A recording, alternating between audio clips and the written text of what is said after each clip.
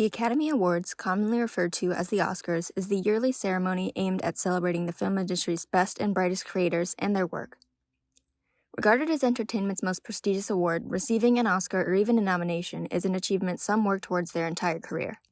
However, the Academy has in recent years come under heavy fire for their lack of diversity, such as in 2015 when the hashtag #OscarsSoWhite trended on Twitter in response to how the top 4 acting categories consisted of only white nominees. If we take a look back into the history of the Oscars, their homogenous tendencies are not entirely surprising. The Academy of Motion Picture Arts and Sciences was founded in 1927 by Louis B. Mayer, the then middle-aged, white, heterosexual, and conservative, co-founder of Metro-Goldwyn-Mayer Studios. Mayer was also accused of sexually abusing Judy Garland as a teenager and retaliating against actress Jean Howard after she refused his advances. These qualities of the award's founder have been reflected in the unsavory culture surrounding the Academy and the entertainment industry as a whole.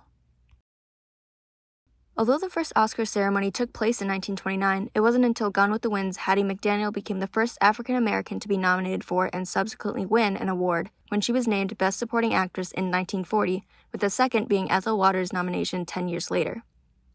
Diversification in the Oscars nominees and the subject matter of the films considered for awards has been slow-moving. As of 2016, only 6.4% of nominees have been a person of color in the entire history of the awards. The percentage of those who won their category is even lower. In the past decade, 89% of nominations have been given to white people.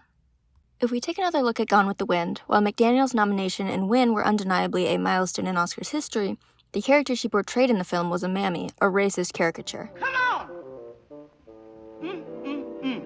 Similarly, there have been other wins, which, while at first glance reflect an increased inclusivity, actually still adhere to racial stereotypes. A few examples are Green Book and 12 Years a Slave. While both films prominently feature stellar performances by black actors, the subject matter of the stories revolved around slavery and racial discrimination. The conflicts of the black characters were in direct relation to the white characters' actions, still highlighting the inequality between the two races.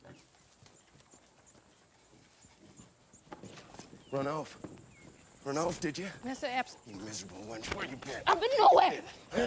Last year, misdeeds. The Sabbath day, master. I took me a walk to commune with the Lord. Bring the Lord into your deceptions. You're coming from Shaw's plantation No. last year. Mr. Epps. Oh! Now you speak. Now it's when I add to her lies you find your I tongue. went to Master Shaw's plantation. Despite this trend, there have been some notable films by black creators featuring black actors that have transcended past conventions, such as Get Out, directed by Jordan Peele, whose lead actor, Daniel Kaluuya, was nominated for lead actor, and Moonlight, an intersectional story about a young black boy's journey in discovering his sexuality, which won Best Picture. Yeah, you trying to get smart with me, huh?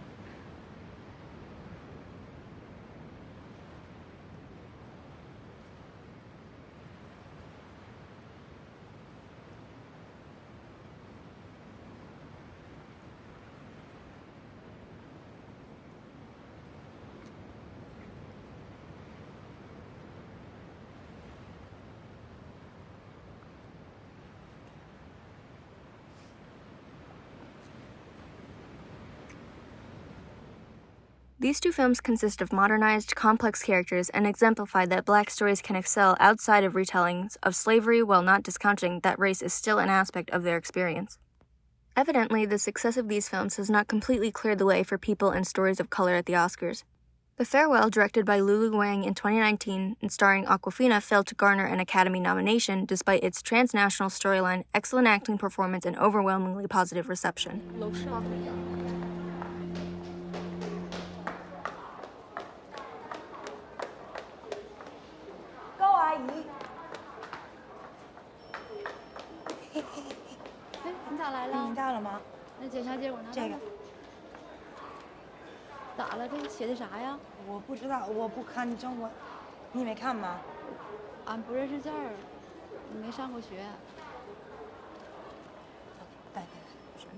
While the 92nd Oscars proved to be groundbreaking in Bong Joon-ho's Parasite sweeping multiple categories, the nominees were, again, predominantly white, with only one actor of color in all 4 acting categories.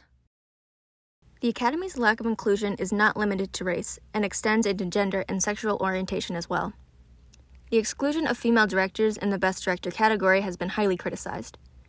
In the early days of cinema before the film industry's emergence as a highly profitable market, the directors, writers, and producers were women. As Hollywood's influence grew, many were pushed out of their positions and men took over. As with the most recent ceremony, only 7 women have been nominated for Best Director. Lena Wertmuller became the first woman nominee at the 49th Academy Awards in 1977. Finally, in 2010, Kathryn Bigelow became the first woman to ever win the category for The Hurt Locker. Another female director would not be nominated for 8 years until Greta Gerwig was in the running for her indie-style Lady Bird. Why aren't you in Algebra 2? I switched sections. Why? Aren't Jenna and Kyle enough? I'm sorry that you're jealous. Jenna is a moron, you know. She's not. She's in AP Calculus. She's a moron in a deeper sense. You don't even know her. Miss Patty assigned you a role, by the way. You just never showed up to claim it. What role? The Tempest. There is no role of the Tempest. It is the titular role. No, it's a made-up thing, so we all can participate. You can't do anything unless you're the center of attention, can you? Yeah, well, you know your mom's tits. They're fake. Totally fake. She made one bad decision at 19. 2 bad decisions. The Oscars drew especially heated criticism when no women were nominated in the category in both 2019 and 2020. I did it. Thank you so much. You did it.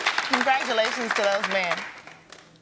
And The next year, Chloe Zhao made history in 2021 when she was awarded Best Director for Nomadland, becoming the second woman and first woman of color to win. This year's ceremony saw Jane Campion win for The Power of the Dog, making her the 3rd female Best Director.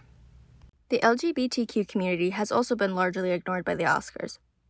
At the 78th Academy Awards in 2006, the queer film Brokeback Mountain, starring Heath Ledger and Jake Gyllenhaal, was up for Best Picture, and the two were nominated for Best Actor and Best Supporting Actor, respectively. That's how come me'd end up here.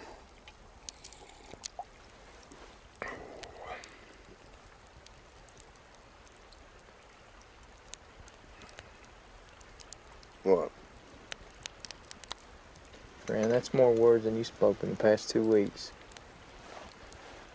Hell, that's the most I've spoken in a year.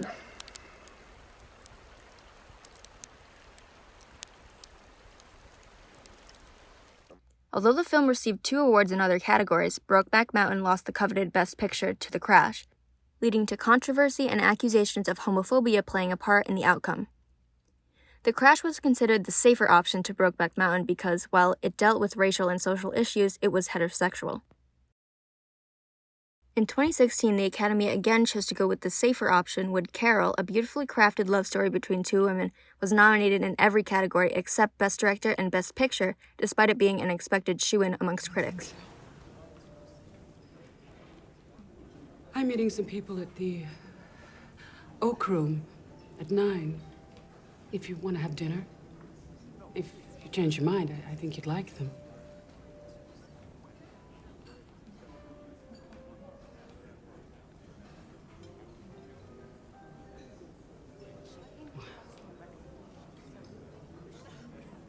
That's that.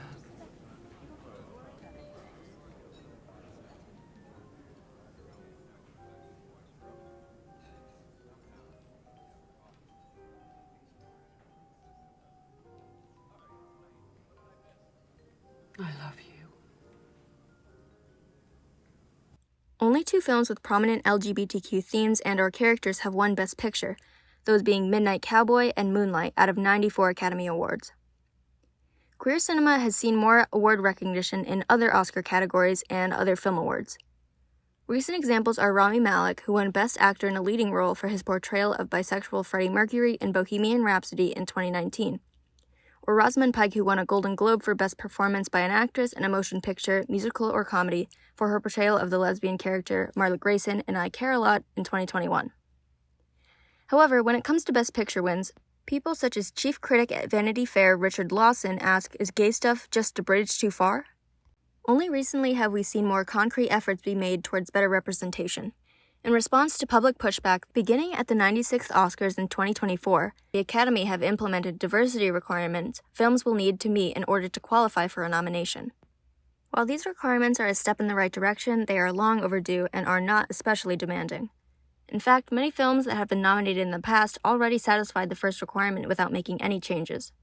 It is likely further initiatives will be needed to truly diversify the Oscars. To look at the bright side, we should make sure to acknowledge the wins for diversity and inclusion we have seen recently. Parasite is an essential example as the Best Picture winner centered around a foreign culture with foreign creatives and talent. The 92nd Academy Awards is evidence of the albeit glacial pace the Oscars have made towards inclusivity. This year's Best Picture, Coda, should also be celebrated, as the narrative follows the struggles of a deaf family and their one hearing daughter.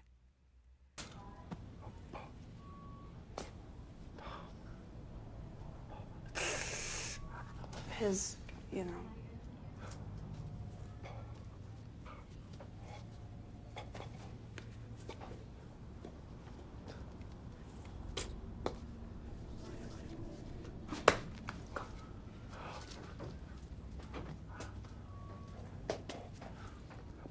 Troy Katzer, who plays the father and is deaf himself, won Best Actor in a Supporting Role.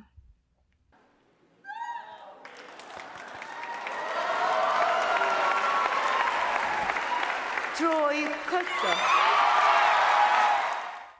As someone of a minority myself, I know firsthand how much on-screen representation can mean.